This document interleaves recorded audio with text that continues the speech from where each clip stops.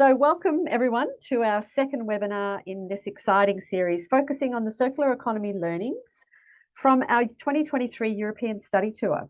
As I said, as people started to join, thank you for spending your lunchtime, if you are having a lunchtime break with us, to join and hear some of the reflections from a couple of our delegates that have joined us on the trip. So my name is Nicole Garofano. I'm the head of circular economy development for Planet Arc and lead the Australian Circular Economy Hub for Planet Arc. The ACE Hub proudly acknowledges our program establishment partner, the Australian Federal Government, our founding partners, KPMG and Alexis Energy, and our official sponsor, Bingo Industries, for supporting the ACE Hub during these last years.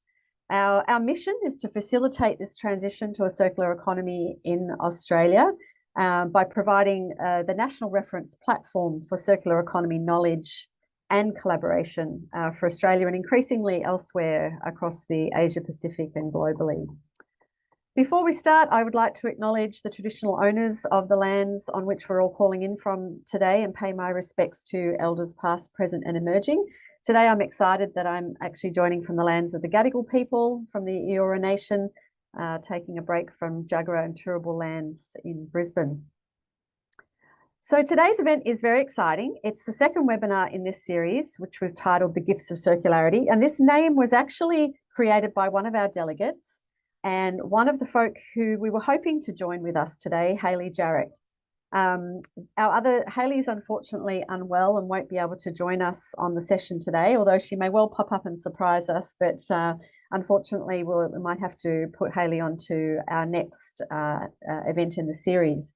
But our other delegates that we have here today are Emily Dunstan and Bronwyn Voyce, and I'll come to a short introduction on Emily and Bron shortly, but good to have you on the call. Thanks, Em.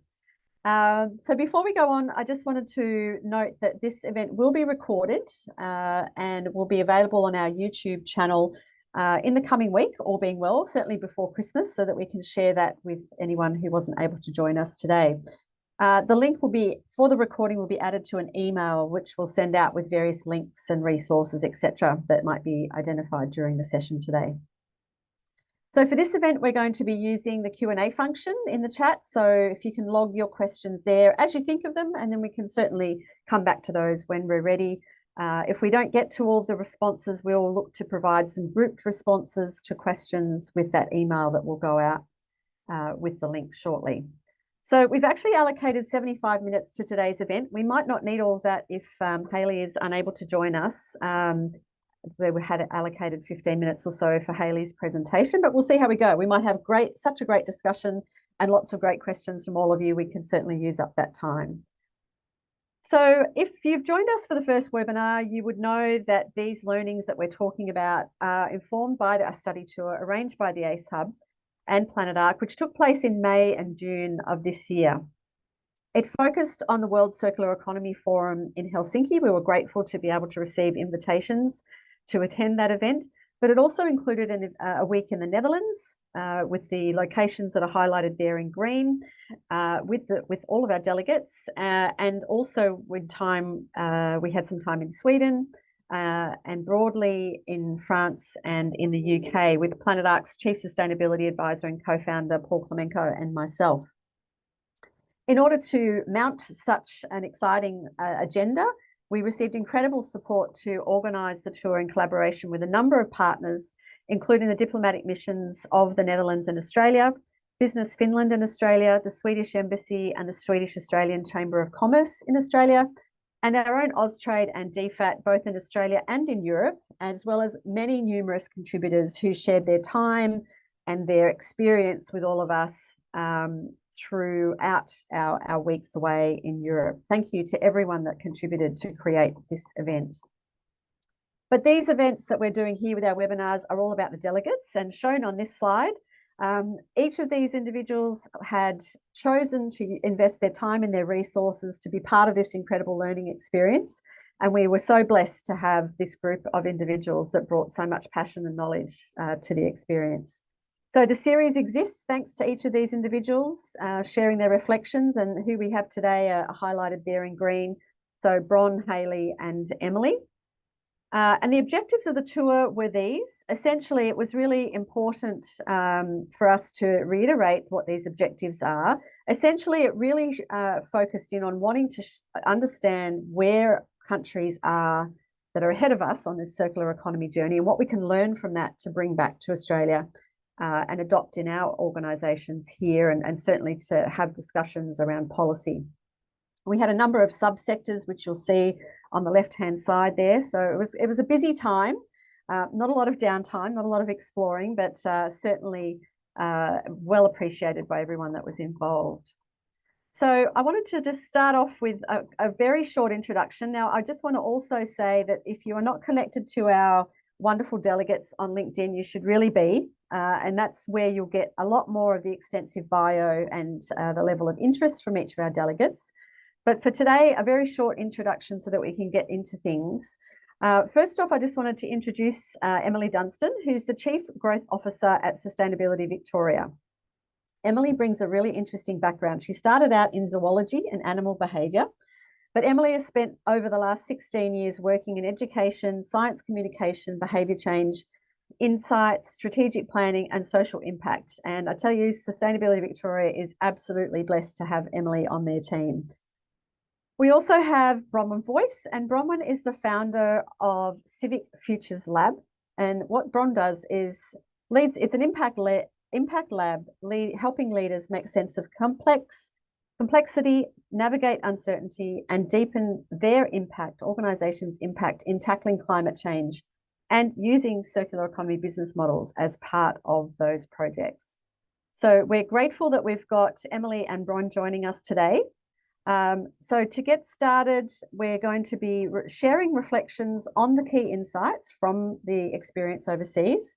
They're going to be sharing hands-on project examples that they found interesting, and they'll also unpack how value chain collaboration and industrial symbiosis is actually enabling circular economy adoption and acceleration. So we've got a full afternoon for you, full hour and a bit. But for this, I'll hand over to Emily to get us started. Thanks so much, Em. Thanks so much, Nicole. And yeah, hi, everybody. I'm coming to you from Naarm, Wurundjeri country in Victoria, in Melbourne. So the first challenge is always after the test yesterday to make sure I can still share the screen. So just bear with me 2 seconds while I do that. Fabulous. Hopefully you can see that. Is that working okay?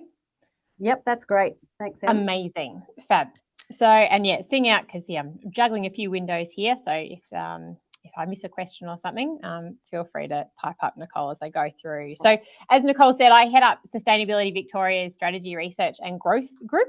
But for those who don't know what Sustainability Victoria is, because we have a national audience today, we're essentially part of Victorian government, and our role is really about getting our state to a circular, climate resilient and clean economy as fast as possible. So we're really about trying to kickstart the innovation, the ideas, and get the infrastructure up and the right kind of preconditions for change, which is about what I'm going to be talking to you about in terms of how we're applying some of the learnings from that Europe trip back here. There are several targets that the Victorian government is working towards. Gives you a bit of a highlight snapshot on this slide. Quite a bit to do when it comes to the environment and improving it here in Victoria as well as nationally. And we work really closely with our colleagues in the Department of Environment, Energy and Climate Action, and also Environment Protection Authority as well. So to meet all of these goals, I think we can all agree circularity must be part of the future. And so I was really privileged to be able to join this study tour, Nicole and the others as well, to learn. And when you think of perhaps traveling in Europe, I think Nicole alluded to this already. Perhaps you think, oh, amazing scenery and landscapes. And sure, there's a little bit of that on some train trips. But I think, like with conferences, the reality is often you get to see a lot of really great meeting rooms.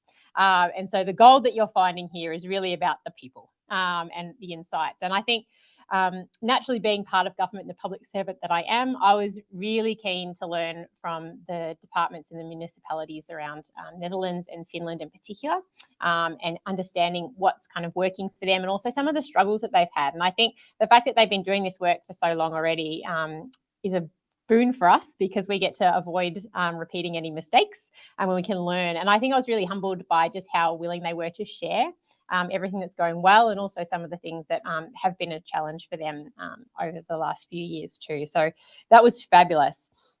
And obviously for me too, like not just learning about what's been happening over in those countries, but just the nuances of making it work within a government setting too was obviously something of real interest to me. I think some of the most useful meetings that we had there, particularly were talking about some of the R&D work that's been happening in the Netherlands. I'll touch on at the end here about procurement in particular. That was an area I think that government can play a really amazing role in. And also some of the specifics around materials in terms of textiles. And their accelerator program in the Netherlands, which is very similar to our Circular Economy Business Innovation Centre. So it was really good to kind of compare those learnings. So I'm going to talk you through a couple of the major themes that really over the course of those couple of weeks, what I walked away with. So these are my gifts for you. Some of you will probably know this and go, yes, absolutely. But I did really want to share some of the things that stuck out to me after meeting so many different people. Oh, is it going to come up? Let me see. There we go. So the first one on a big scale, and particularly at the forum, this was a huge one, was getting up the R ladder. So for those of you who aren't familiar with the R ladder, you definitely need to Google that. But really, it's circular economy, as we know, is far more than recycling. It's a really good entry point for everybody, but we need to get much further up that system and looking at the refuse, rethink, reduce aspects as well. So that was a really big thing. If we could have had €1 for every time that was said, I think we ought to have come back much more wealthy. The other big thing that came through as a massive theme is that biodiversity in nature is really that next wave that we're going to have to address, and it has to be part of that circularity piece. So circular economy can be that overarching platform and under which we can achieve net zero emissions, but also address biodiversity loss and pollution, and some of those supply chain and resilience risks too. But really, as we've been seeing some of the Task Force for Nature disclosure and things that are coming through globally, biodiversity in nature was a really big theme that has come through and something that we need to be really on the front foot about back here. The role of people at the heart of this transition to a more circular society was a thread that also was picked up through lots of different meetings that we had. This idea too about, we're going to rely on a lot of people doing something a little bit differently as a result of a switch to a circular economy and circular ways of doing things. And so we need to make sure that we're thinking about their context and their situation. And those ideas around sufficiency, what is enough, and the types of services and quality of life was a really big theme as well that we had through meeting with different people. We have to make sure that this shift doesn't come at the cost of people, and that we include them along the way. So words like decent jobs, what does it mean to have a decent job in the circular economy? How do we avoid exploiting people? And there were some really powerful panels, I think, within the forum, particularly from youth as well, that talked about this, because clearly that generation is feeling that burden and that pressure. The other big thing that was quite interesting, and I think this was a bit of a drop mic graph that was put through at the forum on the left-hand side. This speaker, more so from the financial side of things, first showed us this lovely green line and said, this is great. This is all of the investments that's been happening in circular economy worldwide. And we all went, fabulous. Let's pat ourselves on the back. We're doing a bonza job. And then he said, well, this is actually the blue line of the investments that are happening through the global economy, which we all know is still the linear way of doing things. A little bit of a sobering moment. So I think his big theme and the takeaway for me on this one was we have to invest in circular solutions and circular ways of doing things. Absolutely. But we also have to look at what it means to divest and move away from the linear ones too, and really consider that part of the picture. So that divestment is just as important as the investment going forward if we are to outrun that blue line in terms of the circular systems. And so I think knowing the challenges that we've got, the other big thread that came through was really trying to be brave and fast and just start something. You don't have to wait until you have the perfect plan or the perfect set of metrics or the perfect roadmap. I think we already know there's lots of examples out, particularly in Europe and the world, that we can start to learn from. And it's really that idea of giving it a bit of a crack was a big thing that I came away with for us to jump into here. And on that theme of kind of roadmaps and plans, it was really heartening to see so many of them in place. So many countries of all different economic scales and cultural backgrounds are now taking on circular economy and really starting to make that shift. But I would say, along with that adoption of circular economy, in terms of commitments, we're all struggling to make the road trip for the roadmap. So I think that kind of implementation and idea of how do we get started, and it does link back to that idea of being brave and just having a go. You could really see a lot of nations are really struggling about what are those first steps that are going to be quite tangible. And the things that are working for people when they are starting to implement this was that if you have multiple ministries and multiple departments within government embedding this, you get much greater uptake and success. So I think along with having a go, really making sure that we've got the Treasury and Finance departments involved, we've got the infrastructure and the development side of government involved in this, along with what's perhaps been more the traditional aspect of having environmental departments and agencies leading a lot of this charge. So really, and that was something that came through from the Netherlands in particular, it really stood out. That there are just so many parts of government now involved in this and embedding the types of metrics and measures that are needed to start assessing things by the contribution they make to circularity, as well as the outcomes that perhaps a program or service had been set up to deliver in the first place. It can't really be the sole responsibility of environmental agencies if we're going to get that success.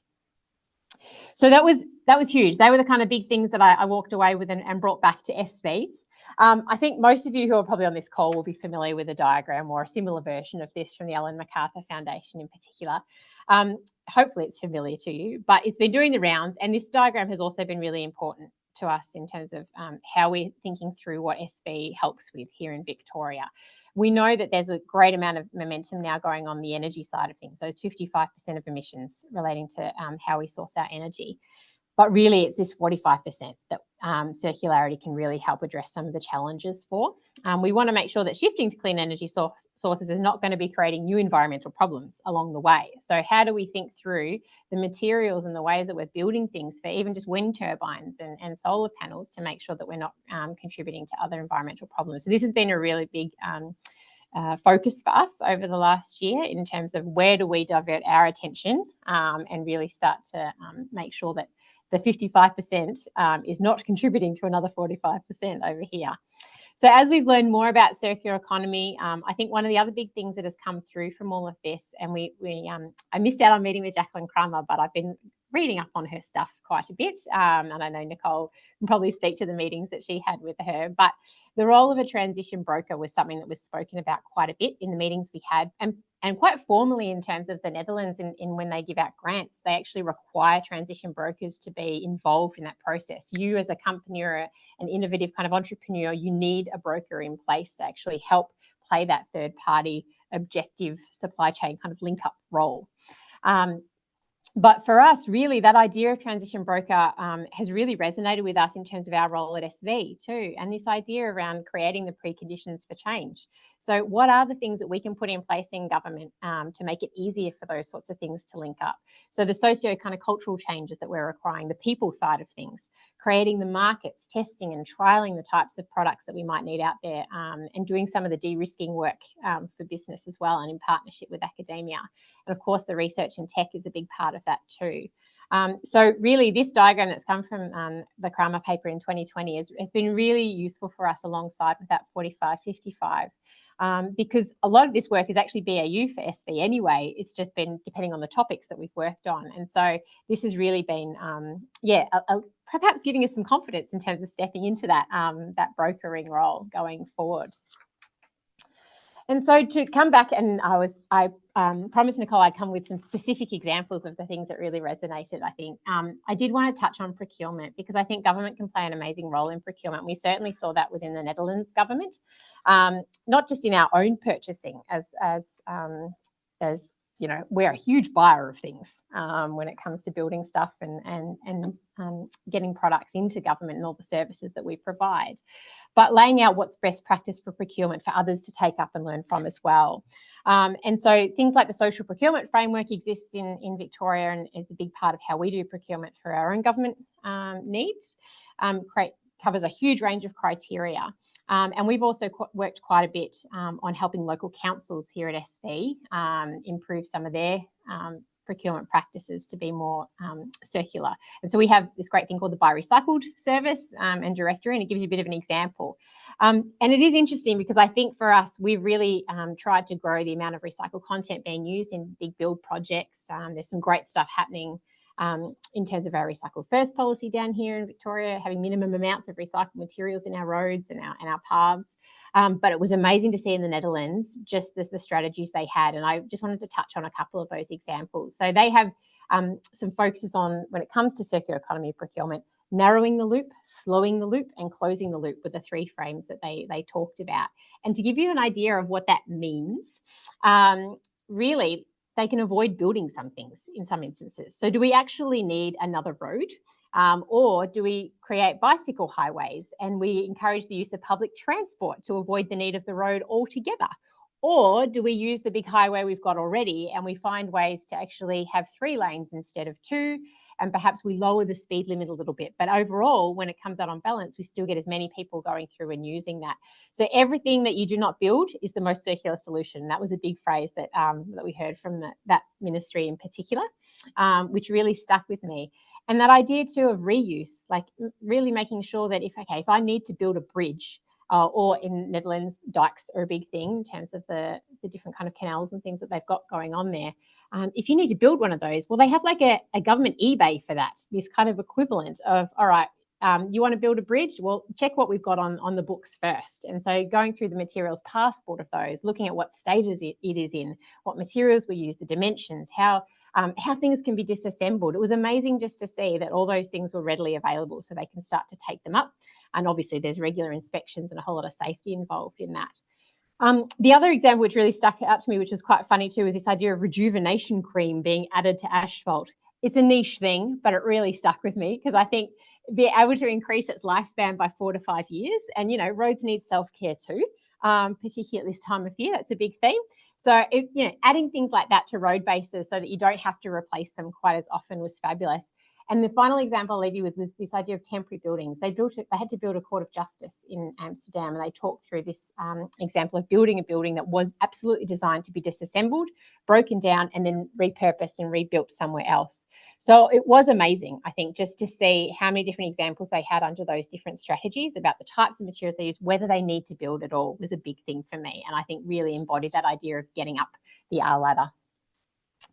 So to close off, it's gone. There it goes. It came back up. How are we building on these learnings at SV? So I think we're conveniently, my group is in charge of the 3-year strategic planning process for Sustainability Victoria. And so we've been incorporating a lot of these things into what we could be doing next. We've been obviously revisiting the targets that we're already contributing and committing to, but how best to achieve these. So it's definitely reinforced some of the work we were doing already and perhaps given us a new language around some of it too, to help expand that scope around circularity. It's also highlighted some new areas for us. And I think that idea of shifting up the R ladder for us has really resonated internally and with our government counterparts here. So, things like buy recycled. Do we shift it to buy circular? Seems to make sense. We have a statewide behaviour change campaign called A Small Act Makes a Big Impact, and we've focused quite a bit on food waste in the past. But what are the other waste avoidance behaviours that we can start to integrate into that in particular? We're really keen to continue the global connections that we've made, and obviously share what we've been learning in things like this, which is a really great opportunity. But for us at SV, that diagram on the left is a big guiding one for us. Our role is really about determining what's needed next, doing the kind of research work to help VicGov and our state understand what could be, demonstrate what's possible where we can do those test and trial projects and the pilot projects, and then make it really easy to take part.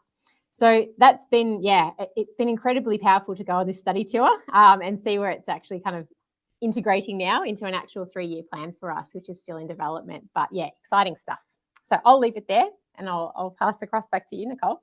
Thank you, Em. That's awesome. It's so exciting to hear that all of this is filtering into your work. It's yay. That's awesome.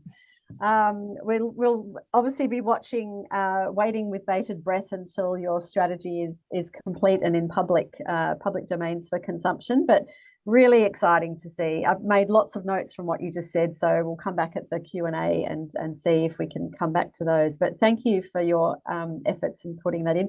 And as you reminded me that the theme for this webinar is the gifts of circularity. So it looks like you've been given lots of gifts. Absolutely overwhelmed with presents. Yeah.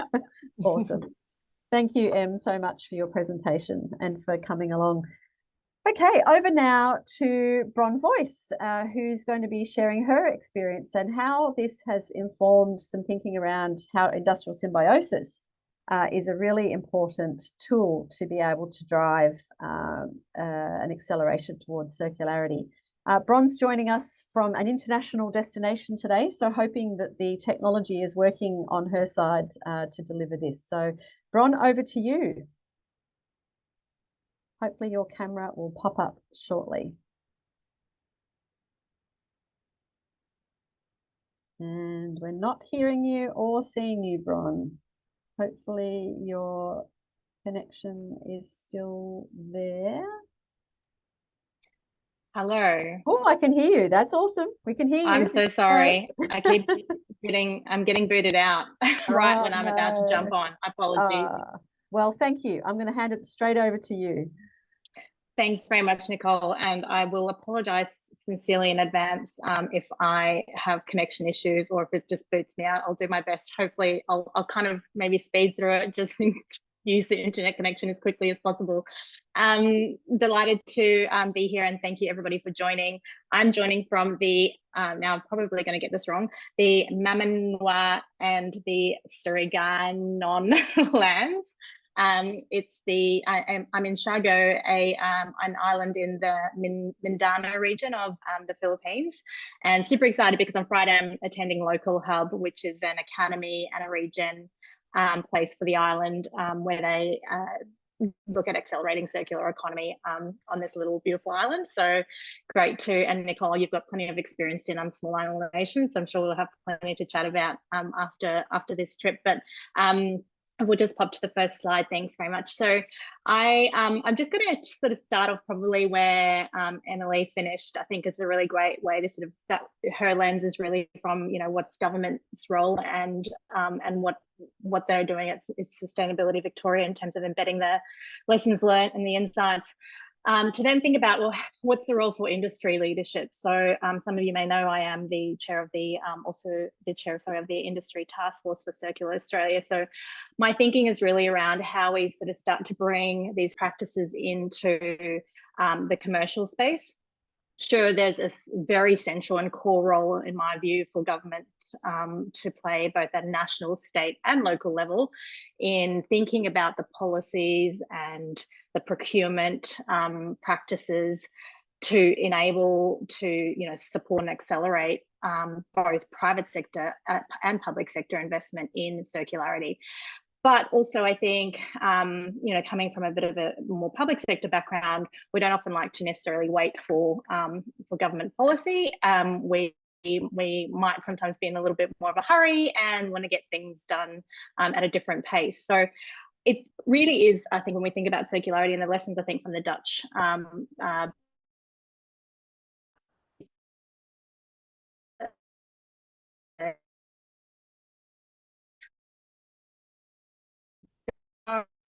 You're breaking up there, Bron. No, sorry, there's a culture of trial and error and experimenting and testing. There is no one way, and there is no, sorry, Nick, can you hear me okay? Yep, go ahead. You're back with us now. Go ahead. Okay, so there is really no one way and one roadmap towards circularity, and it's really going to be a place-based. And so the thing that I get super excited about is, particularly with my background as an economic development practitioner and thinking about industry development and how industry and the private sector can work both with government but with its supply chains, is that we need to test and experiment, and then we need to share the lessons learned and the case studies and the insights. And I think if I had, I think to Em's thing, if I had $1 for every time I heard case studies or €1, I too would, I think, be on my way to a great fortune. So there was really a lot of, I guess, emphasis placed on the importance of sharing knowledge and insights, both across borders and boundaries with governments, but certainly within industry and supply chains, because we won't get the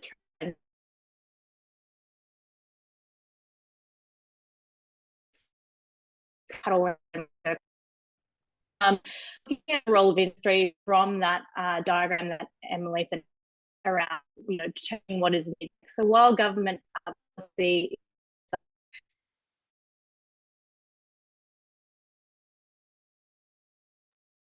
Yeah, Emily.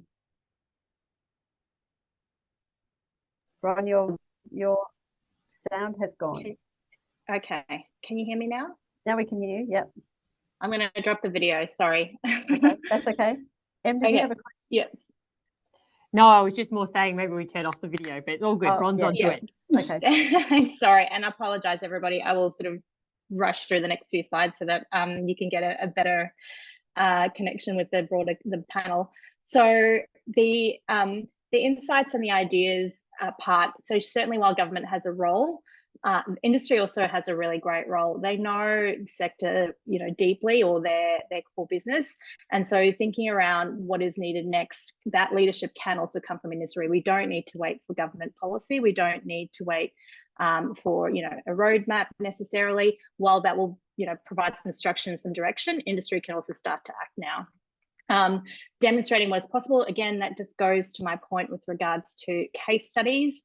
So incubating and innovating from an industry sector perspective is really important, but not doing that just as a sort of a vertical integration, doing that with your supply chains, and then making it easy to take part, thinking around, how can you do it lean and agile? It doesn't need to be a complex solve all solution, but rather start to take sort of bite size or entree size, challenges, and then building on that. So I'll pop to the next slide. Thanks, Ro.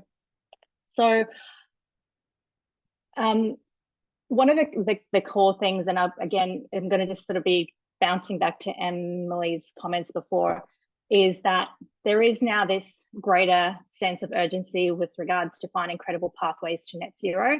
And certainly with the likes of emerging regulations like the Nature Repair Bill, but also mandatory reporting, we really do need to find scalable circular strategies that deliver on emissions abatement or nature repair outcomes. And the only way we can do that is starting to test and experiment with them. And again, this doesn't have to be, we don't need to wait for government to tell us this. Industry has a huge role, I think, in terms of leadership, and we've seen, and I'll show some case studies later. Thanks, Ro.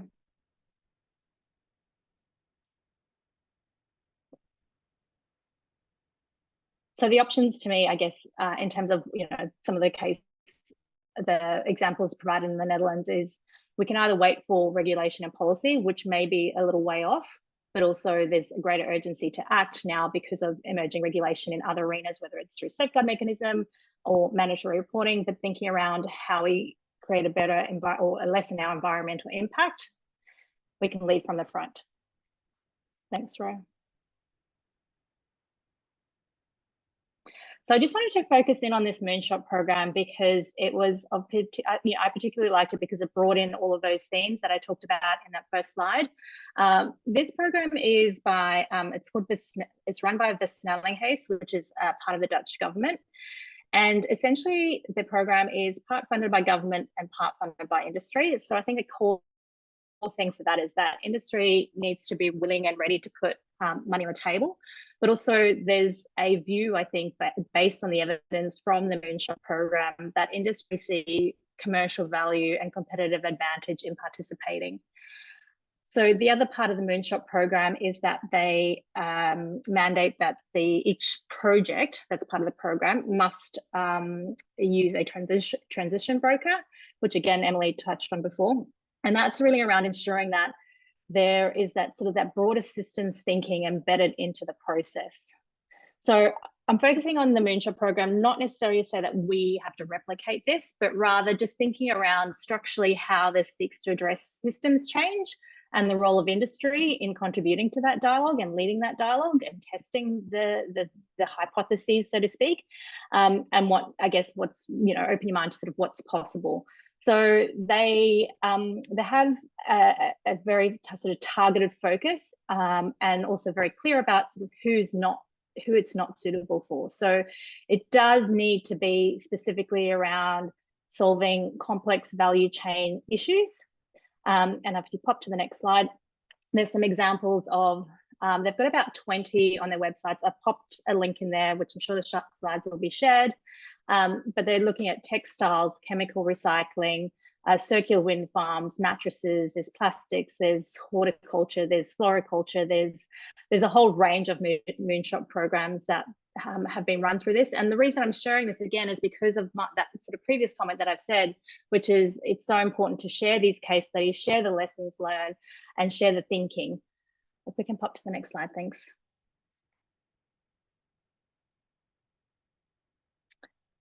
The circular wind farms I thought was particularly interesting. They have a great publication which is already translated into English.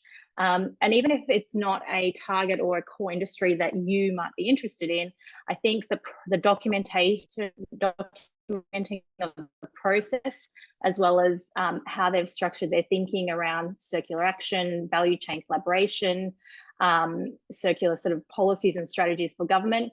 And again, this takes in that systems-based approach. So it's thinking about, you know, how industry can act from the front end of the value chain to right through to the back end, as well as, you know, where government policy or procurement strategies need to shift. And there's a link on there. Thanks.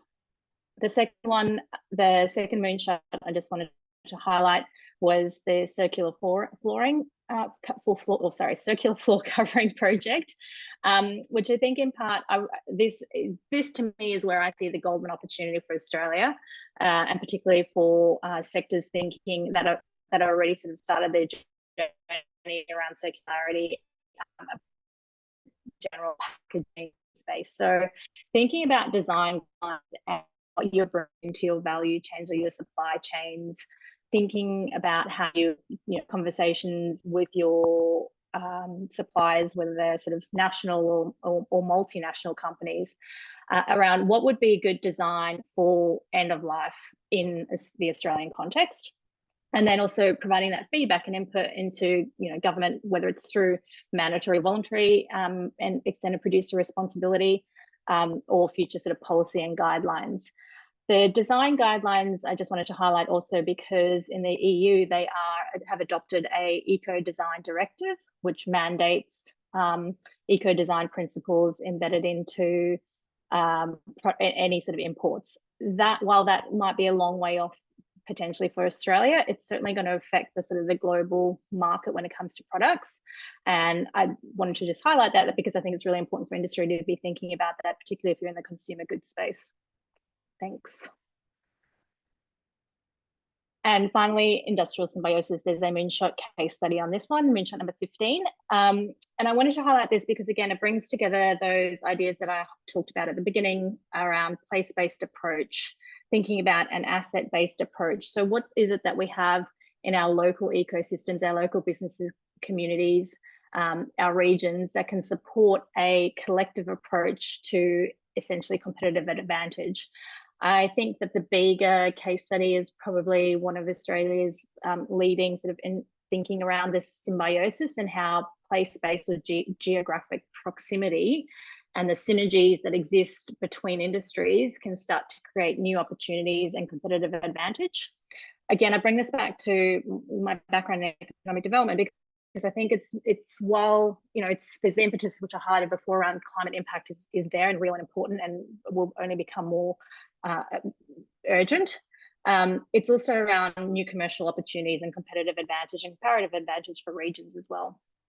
Thank you. One of the sort of the real life case studies that I just wanted to draw your attention to is the Dutch Railway. NS is the official acronym for them. I won't try and pronounce the Netherlands railway system, but they're on a mission to achieve 100% circular trains by 2030. And I think this is just a really great example where there's you know, and Em talked about this before. This is really around people. So someone in the organisation or a team within the organisation has decided that this is an issue that they want to attack and address, and they're steaming ahead regardless about, you know, waiting, I guess, for the rest of the region or the system to catch up. So they've gone through a process of identifying, you know, material flows from conversion to end of life in their whole of train system, and now they're looking for companies for large scale reuse of the old train components. And obviously, if you think about a train, it's, you know, it's a variety of materials, a variety of parts, from ceilings, seat fabrics, floor panels, etc. And a range of items have been made already from those materials, including shoes, laptop bags, and a Bluetooth speaker. And one of my favorites, which I didn't pop in here, but they have, from some of the flooring, they've made some table tennis tables, which was really actually quite a technical endeavor, because the table tennis table has to perform at a certain level for the ball to bounce, etc. So that's a really great case study, I thought, that we could sort of worth looking at. Again, while these might not be your industry specific, I think that the broader lessons learned through the process, through the practices that have been implemented, there's application broadly in our system. So I'll hop to the next slide. Thanks, Rory. So just bringing all of this together, and I've put nature repair, net zero, and circular economy, kind of the bullseye, the target in the middle. That's what we're working towards. And again, reiterating that piece around collaboration.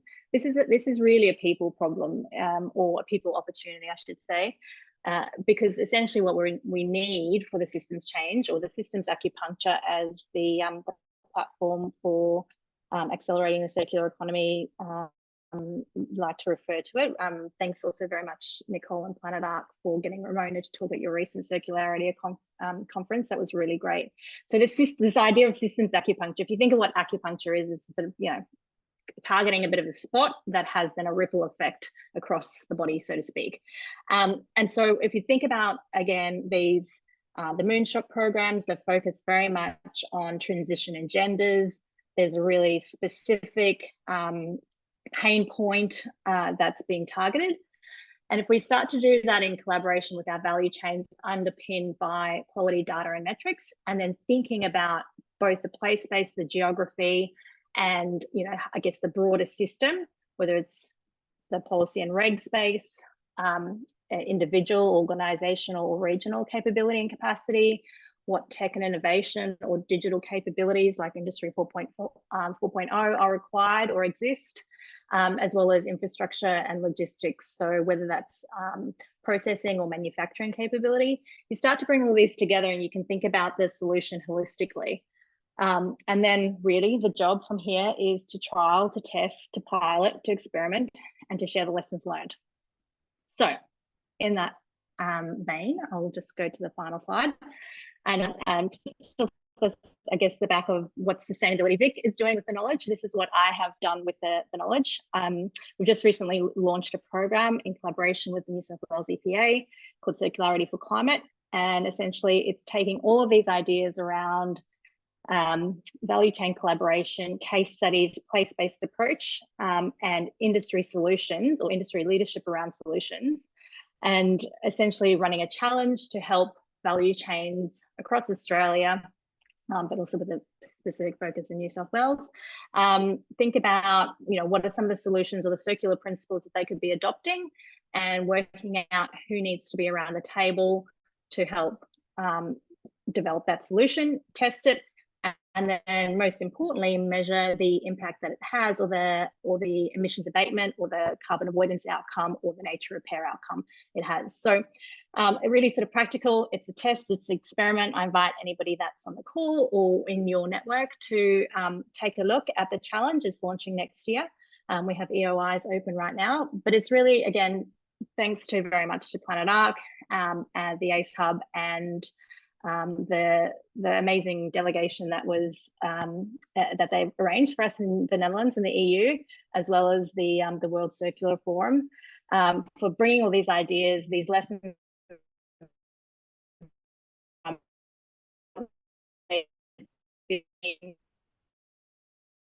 of current sort of state, but thinking how we can leapfrog some of those ideas and those lessons learned and put them into practice here. Thanks, Nicole. Thank you, Bron. That's awesome. And lots of questions coming out of that, out of your presentation, and very excited to see the epic circularity challenge. We're going to hear more of that as well. If I could ask you, I know that Bron, the challenge is with your camera in regards to having a decent internet connection when your camera's on, but maybe if we can give it a whirl and see if we can see you for our Q&A and discussion. Maybe there you are. Yes. Okay, let's see. I want to get straight into the discussion. I've got lots of questions, as I think I might have shared with you, but I'll see what's coming up here in the Q&A from the audience. We've got a question from Monique, and she wanted to ask, already interest, Bron. I wanted to ask Bronwyn if she could share her email address with the group, as she's very interested in learning more about your work in Ciago in terms of the circular economy. Monique, I think that's where Bron is staying right now, but surely there will be some findings coming from her trip on Friday.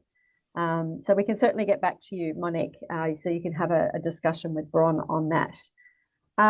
Okay, while we've got some other questions coming through, I've got a few here that I wanted to get started with. And we were talking about how you've been able to take all of these great experiences from government.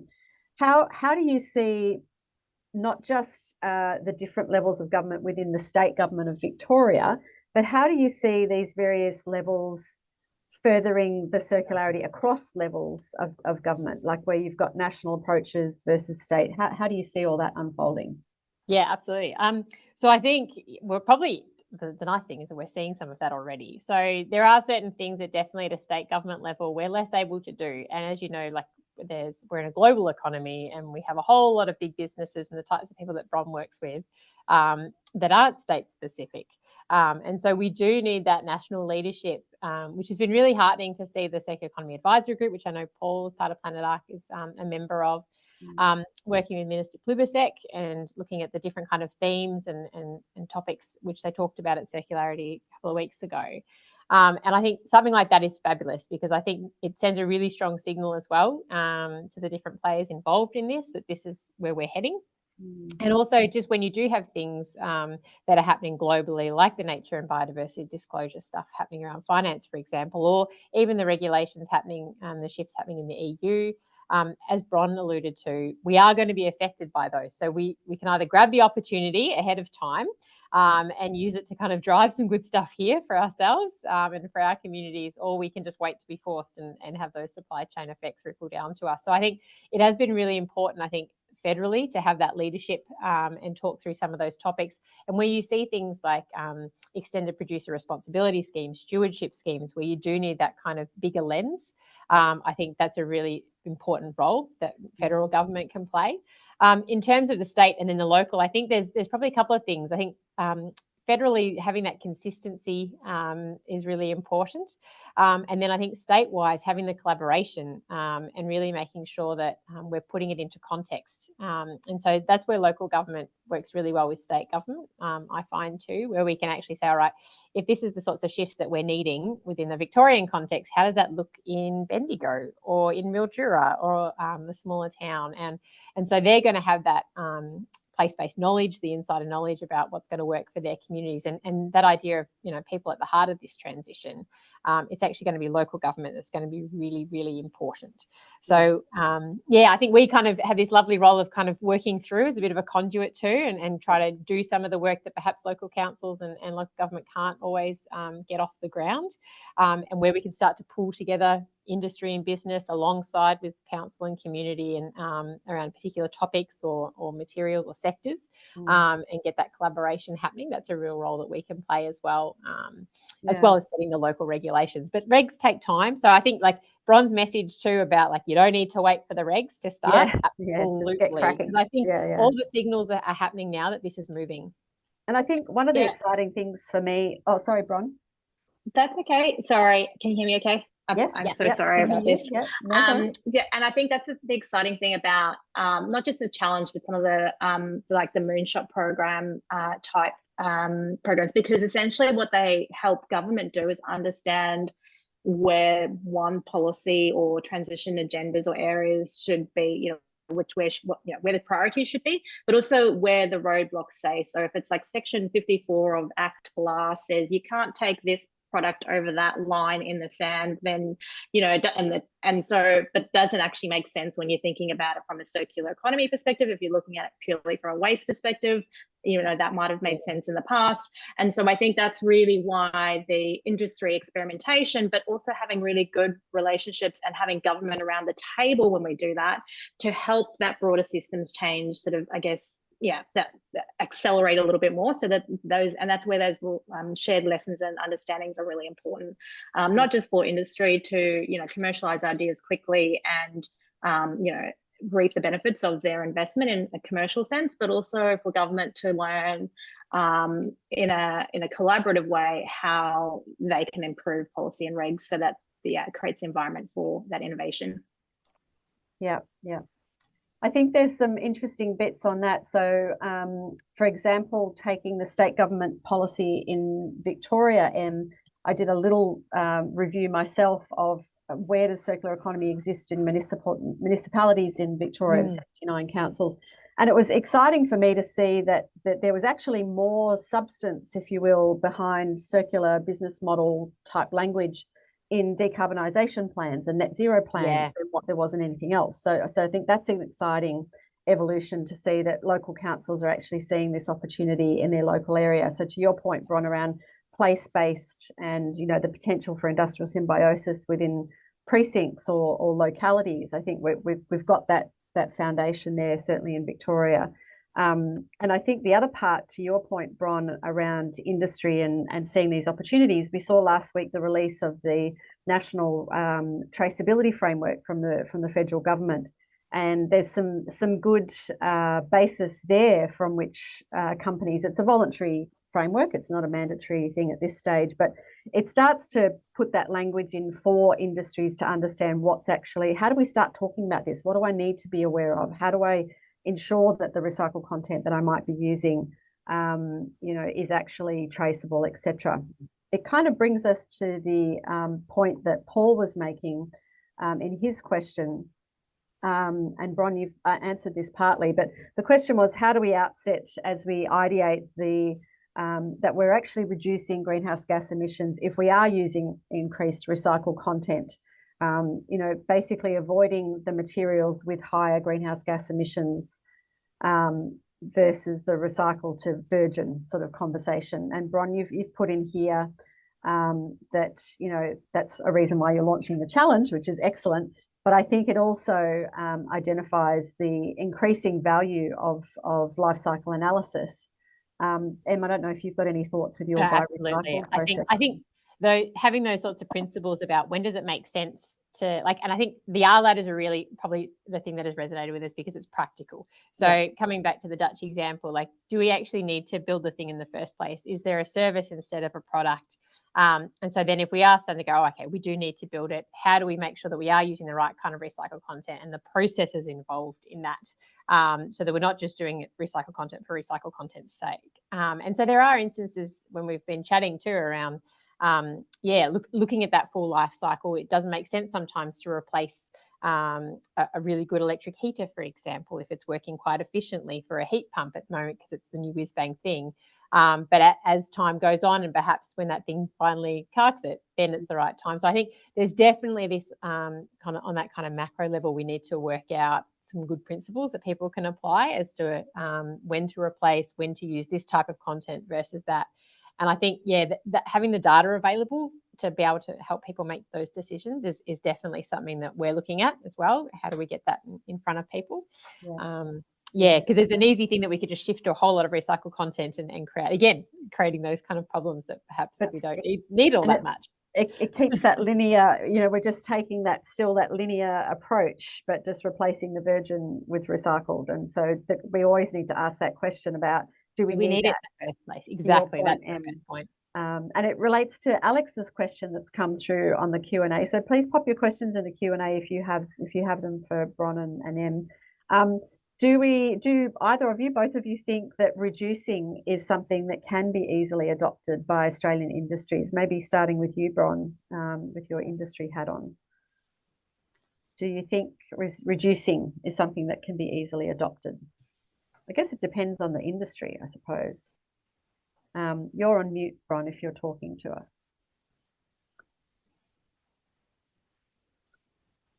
we might, in the meantime, throw to you, Em. Yeah, and that's fine. see what your thoughts are. Oh, God.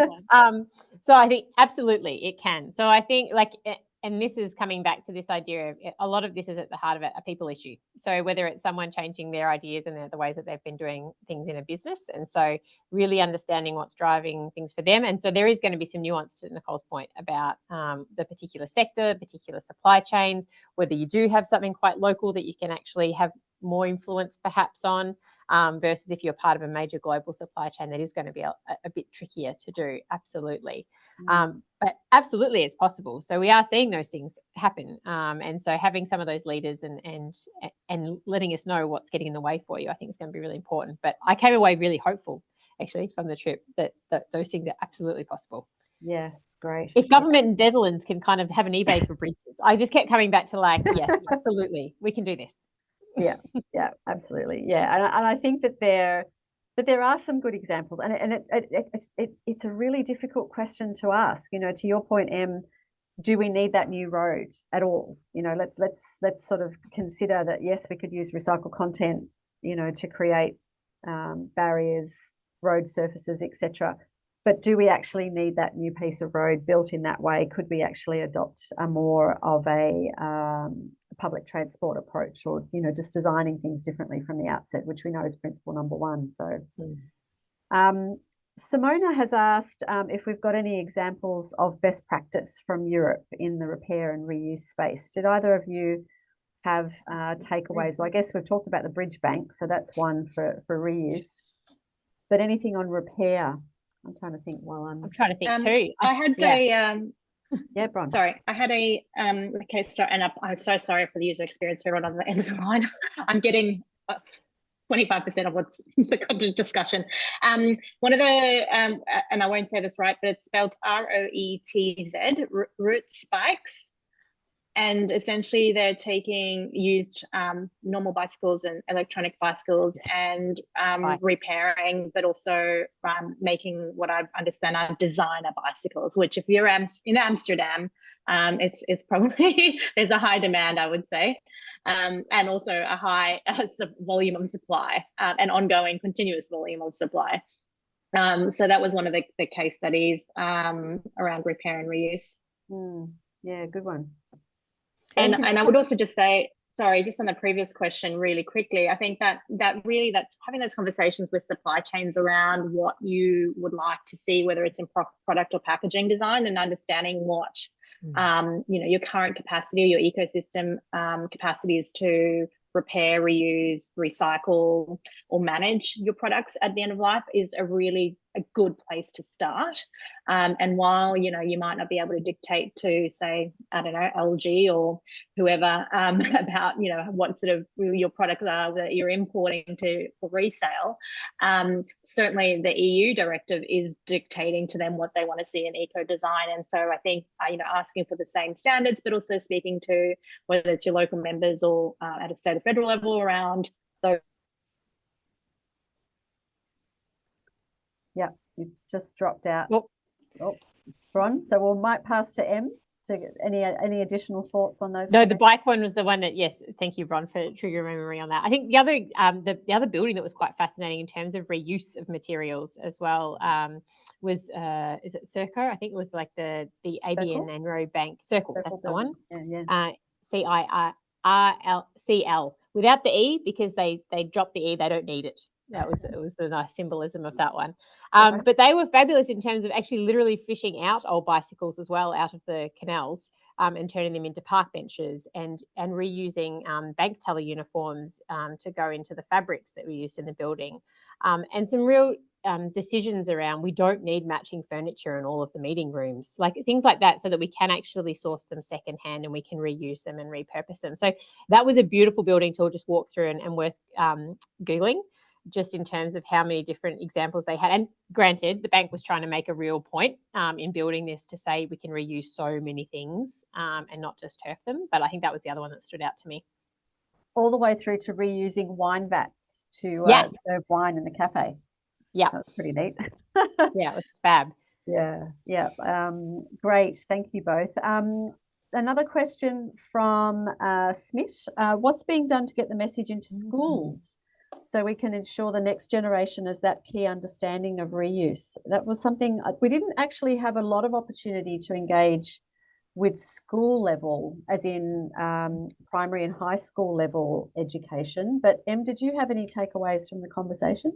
Not so much from Europe, but certainly like just broadly, I think like we've run a program called Resource Smart Schools for a long time now at Sustainability Vic, which looks at a range of different things around energy, waste, water, biodiversity as well. And that's been a long running program to help schools embed the things in terms of not just making the school run better and more efficiently, but the greatest successes we get is certainly when students and teachers are working together on those different modules. And we have had some great outcomes from that in terms of like certainly the Victorian context. And so we've been chatting through too around with Department of Education about, you know, the shifts in curriculum. And I think the idea of circular economy is quite an exciting one for us because it starts to bring things in, like I said, out of the perhaps natural environment kind of themes around the curriculum and actually to the finance sector and to business development and all those sorts of things that they're learning, particularly in high school. So I think those sorts of practical applications can definitely go into different topics within school curriculum as well. But yeah, we didn't look so much at the schooling side of things over there. I did see some good examples of. I know the list is gathering. When's the next study tour? I think what we did hear a lot around the tertiary education sector and the types of degrees that are being taught at TU Delft, for example, Utrecht University, the VTT, which is the technology university that's just to the north of Helsinki in Finland, Chalmers University in Sweden. Paul and I went to visit with there. And it's certainly part of that level, but it was a great question, Smith. Thank you. That there are some examples. Yeah, go, Bron. Sorry, I would say my reflection on that would be that the behavioural and the cultural or social norms around waste and resources are very different compared to the Australian context, and therefore we're looking at it through the lens of like, we're a much different baseline, I would say. They're used to having 7 bins and that you must put the right things in the right bins, otherwise you're either going to get a fine or be embarrassed because it's just not good practice, and you just don't do it that way. It's like, that's not the way we do things around here kind of conversations, right? So in terms of the school-based programs, while I'm not aware of what they look like at the Netherlands, I imagine more broadly is that it's kind of just part of general kind of nature on how you treat at a consumer or household level, treat your waste or your resources. And so I think the lesson for us probably is thinking more about that behavioural cultural nudge and how, I guess shifting the mindset that it's like, oh, that's just another thing for us to do. That's hard work that the government's making us do, rather to actually we value and care for our beautiful, pristine, remarkable natural environment in Australia. And so this is the way we do things from here on in. Yeah, it's definitely a core DNA almost. It's something that is just the norm, as you say, Bron. And I think you only have to look at like their stewardship programs and the sort of the recovery rates in them, whether they're mandatory or not, that sort of speak for themselves around that behavioural. In Australia, in batteries, for example, less than 10% are recovered and recycled, whereas they're up to sort of 60%, and predominantly from sort of house consumer waste streams. Yeah, I think it's quite fascinating when you see that level of awareness. But obviously, it's taken a long time. We often hear from our Dutch friends that the emphasis on circular economy, certainly they've had a national policy since 2016. And it has very much been accepted across all of the government departments, as you were saying, Em. But it goes back far earlier than that. Almost back to the 1800s when they realised that they had a problem with waste and the the impacts to their water supply, which of course we know is absolutely critical. Excuse me, within the Netherlands being below sea level. So there's a long history of rationale as to why they needed to think differently in that part of the world. We've got a few minutes left. If there are any other questions from the audience, we're happy to take your extra questions if you've got some that you wanted to type into the Q&A there. I just wanted to raise a quick one from what you were saying earlier, Bron, with your presentation. You mentioned in one of your examples from the circular flooring from the Moonshot funded projects that EPR is there's reference that you made there to a voluntary scheme contributing to an EPR scheme. What's your take on, from an industry perspective, on how valuable or not a role for EPR, or as we know it here, product stewardship, is to enabling circular economy? Yeah, I think, I mean, in the Australian context, obviously we only have one, sorry, it's obvious to me because I'm as deep in this, we have one mandatory scheme. It's obvious to me because I spent all my time thinking about this, which is around oil, and with a range of other voluntary, either industry-led or government regulated to some extent schemes. And I think what we've seen most recently with packaging specifically is the government has now stepped in and said, actually, no, we're going to regulate, because there were design guidelines, there were targets that were non-mandatory, and a report by APCO earlier this year discovered that we are nowhere near meeting those targets. And so, you know, there was, I guess, somewhat of a carrot, and industry to a large extent has sort of failed to shift, not all, but and there's certainly some really great pockets of really good examples of industry adopting those packaging covenants and those guidelines. And so now government is going to step in and regulate and mandate how, you know, what packaging looks like in Australia. And so I think that, you know, that's a bit of a signal, I would say, in terms of we can have voluntary and industry-led schemes, but essentially, if we're not seeing a significant enough shift or in the needle, and we're not seeing, you know, the types of impacts or the outcomes that we're trying to work towards, we're never going to get to the goals. And so therefore, we'll start regulating and telling you. And I guess that was sort of the part of, I think, slide 2 of mine, which was, you know, you can either wait for that regulation and then try and sort of off the back foot try and figure out how to transform your supply chains, because you know, realistically, supply chain transformation is complex, and it's not an easy job. And you know, I'm certainly not sort of saying or advocating that this is something that we can all just, you know, fix overnight. It is a journey. We're all on it, both government, industry, the community. But we need to sort of start thinking about it now, because I think if we wait for that sort of that point where it's like, oh, this is the, you know, the oh shit moment, sorry, but you know, it's going to be a little bit too late, and it's going to come at a greater cost. I would say it's going to come at a greater cost to community, it's going to come at a greater cost to industry. And it'll start to cost, I think, the economy in terms of our broader macro trading, you know, partnerships, etc. So, and where Australia sort of sits in the world. And that certainly, those sorts of messages I would think were quite clear when we were thinking around both EU as our trading partners and how they're thinking around sustainable procurement, eco design, and you know, Australia is a major exporter of minerals and materials, but that presents a huge opportunity, right, for that value add, that traceability, that thinking of new circular business models. Minerals as a service was one of the big topics, both in the forums, but also at the World Circular Economy Forum. So, sorry, Nick, I know it's a little bit of a long answer, but I think that, you know, the schemes or the mandatory sort of stewardship or extended producer responsibility, there's a signal that this might start to shift a little bit more quickly in Australia. And certainly I think schemes like this container deposit scheme, the CDS scheme, shows that when industry, one, at the front end is asked to pay for the back end, and then they start to invest in the infrastructure to reprocess, like you see the Australian Circular Plastics in Albury-Wodonga, and there's another facility that's just about to open up. I don't know exact location, apologies. And then you start to see the recycled content mandates, so that they actually then have a end market or end use for that material. that's true systems change.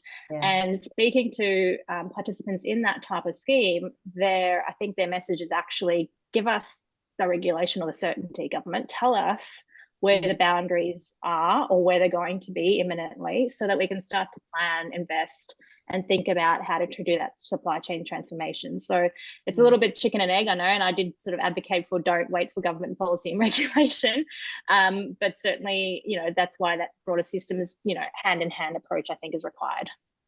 As Suzanne Tombaru from ACOR always says, markets. If we don't have markets, then the lack of investment interest is there. And certainly we'll see that as things start to continue on the journey in Victoria, and with the CDS scheme being launched last month, which is very exciting. Now, when I travel to Melbourne, I can put things aside and people will collect.